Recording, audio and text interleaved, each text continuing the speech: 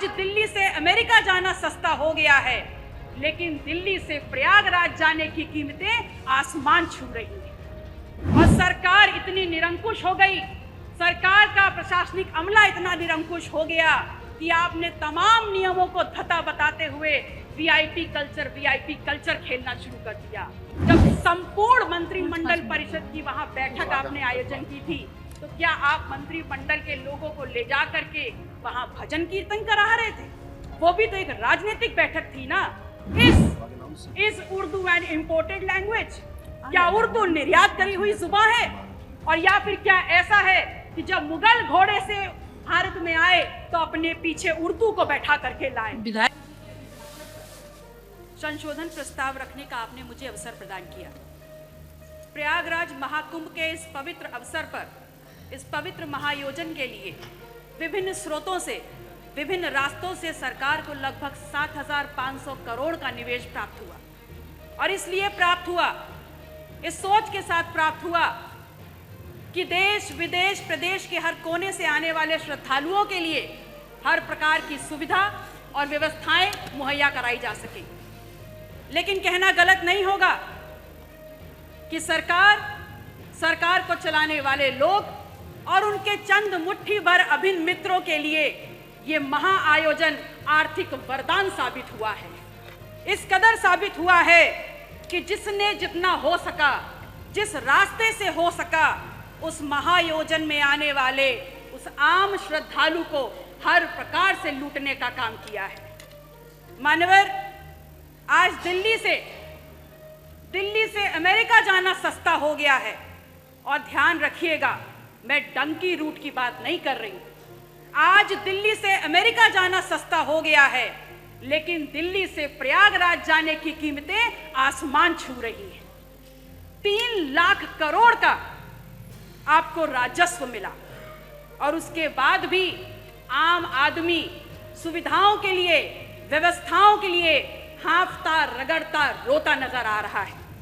मान्यवर, सामाजिक और धार्मिक आयोजन में सरकार ने अपनी तरफ से व्यवस्था की गारंटी ली थी, तो आज सरकार को सामने आकर के इस बात को स्वीकारना होगा कि आप ठीक व्यवस्थाएं दे नहीं पाए। उस महाकुंभ में आई हुई संख्या को अपनी उपलब्धि ना बताएं, क्योंकि उस महाकुंभ में आई हुई जो संख्या है वो भारतीय समाज के धार्मिक चेतना का परिणाम है, वो आपकी उपलब्धि नहीं है। उसका श्रेय लेना बंद करिए, बल्कि प्रमुखता से सामने आकर के जो खामियां हुई हैं, जो अव्यवस्था हुई है, उसको स्वीकारिए और सबक लीजिए कि आगे ऐसा दोहराया ना जाए। मानवर, समता समरसता के तथाकथित संदेश के साथ इस महाकुंभ का आयोजन सरकार ने किया। और सरकार इतनी निरंकुश हो गई, सरकार का प्रशासनिक अमला इतना निरंकुश हो गया कि आपने तमाम नियमों को धता बताते हुए वीआईपी कल्चर खेलना शुरू कर दिया। और इस कदर उसको आगे बढ़ा दिया कि वहां पर वर्गीय विभेद के कारण अव्यवस्था और वहां पर भगदड़ की भेंट चढ़ गया। आम जन की आस्था, आम जन की भावनाएं के साथ जो खिलवाड़ हुआ है, वो महज निंदनीय मात्र नहीं है, बल्कि एक पाप है। और वो पाप इस कदर है कि किसी भी प्रकार से स्वयं मां गंगा भी उसको नहीं धो पाएंगी। आप कह रहे हैं कि विपक्ष धार्मिक आयोजन महाकुंभ पर राजनीति करता है, तो एक छोटा सा सवाल आपसे पूछ रही हूं कि ये बताइए, 22 जनवरी 2025 को जब संपूर्ण मंत्रिमंडल परिषद की वहां बैठक आपने आयोजन की थी, तो क्या आप मंत्रिमंडल के लोगों को ले जा करके वहां भजन कीर्तन करा रहे थे? वो भी तो एक राजनीतिक बैठक थी ना। तो फिर राजनीति विपक्ष कैसे कर रहा है? असल में राजनीति कंप्लीट 100% शुद्ध राजनीति तो आप कर रहे हैं, और उसमें भी इस कदर राजनीति कि आपने वहां पर भी, उस पवित्र स्थल पर भी पिछड़ों को पीछे ही छोड़ दिया। आपका नारा है सबका साथ, सबका विश्वास, सबका विकास। तो अगर बात विकास की है, अगर बात विश्वास की है, तो फिर ये बताइए कहाँ है विकास, कहाँ है सबका साथ और कहाँ है विश्वास? सच्चाई ये है कि तथाकथित सरपट दौड़ती विकास की इस ट्रेन को पकड़ने के चक्कर में बहुत सा सामान प्लेटफॉर्म पर पीछे छूट गया, और जो छूट गया उसमें है इस प्रदेश की आधी आबादी की सुरक्षा। जो प्लेटफॉर्म पर छूट गया वो है नौजवानों की नौकरी का सपना, और जो पीछे छूट गया उसमें है शब्दों की मर्यादा और हमारा अदब। शायद इसीलिए उस दिन सदन में जब विपक्ष के द्वारा विधानसभा की कार्रवाई में उर्दू को सम्मिलित करने की बात की गई तो यहाँ पर अशोभनीय और असंसदीय भाषा का प्रयोग किया गया। तो एक सवाल सीधे सीधे माननीय अधिष्ठाता महोदय, आपके मार्फत आपका संरक्षण लेते हुए मैं नेता सदन से पूछती हूँ, is Urdu an imported language? क्या उर्दू निर्यात करी हुई जुबान है?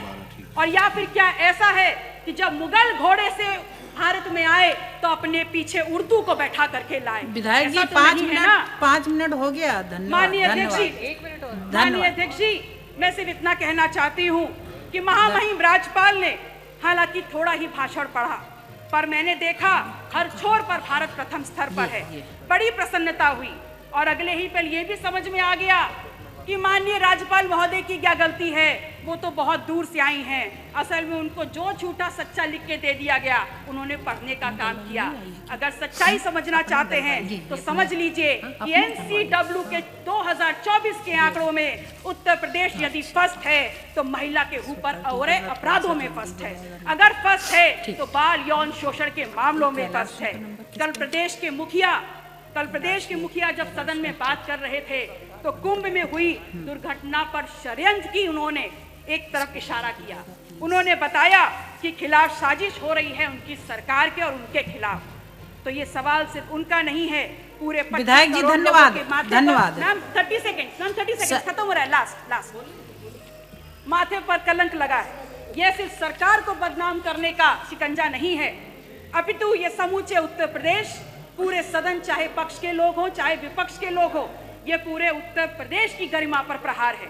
कुंभ ना सरकार का आयोजन है ना भारतीय जनता पार्टी का आयोजन। ये कुंभ भारत की सांस्कृतिक विरासत है, भारतीय समाज के विभिन्न आध्यात्मिक विचारों का आयोजन है, और उत्तर प्रदेश सदैव इस आयोजन की आने वाले श्रद्धालुओं की मेजबानी करता रहा है। और अंत में मैं सरकार से मांग करती हूँ कि जो लोग भी षड्यंत्र में शामिल हैं उनके नाम सामने लाए जाएं, उनको कठोरतम सजा दी जाए। माननीय अधिष्ठाता महोदय, समय की बाध्यता है, मैं आपसे निवेदन करूंगी कि अपने क्षेत्र सिराथू से संबंधित जितने भी प्रस्ताव हैं मैं टेबल कर रही हूं, कृपया उनको मेरे वक्तव्य के साथ जोड़ने का कष्ट करें। नमो बुद्धाय, जय संविधान।